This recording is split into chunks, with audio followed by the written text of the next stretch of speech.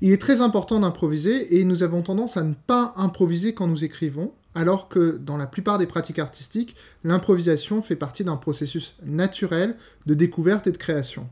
Pourquoi nous improvisons si peu? Eh bien, tout simplement, notre représentation de l'improvisation est sans doute erronée. Prenons un petit exemple historique. Jusqu'en 1800 environ, l'improvisation était le mode dominant de l'exécution musicale.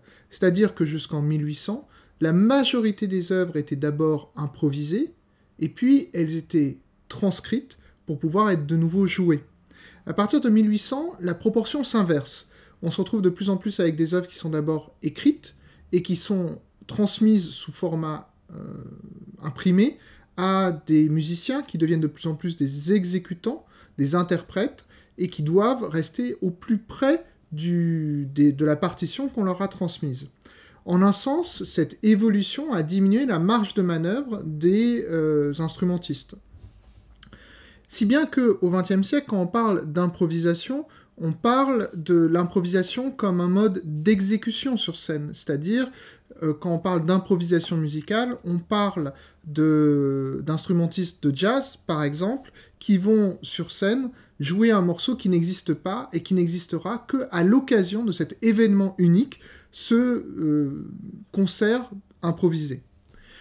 En fait, si je veux défendre devant vous l'improvisation et vous encourager à improviser dans l'écriture, ce n'est pas pour vous dire d'improviser devant vos lecteurs, c'est-à-dire aller dans chaque librairie, le lecteur arrive, prend un livre, il y a le 4e de couverture, il l'ouvre, et là, bien sûr, une application vous appelle chez vous, vous montez dans le métro, vous arrivez dans la librairie, et vous commencez à improviser le texte devant votre lecteur. Non.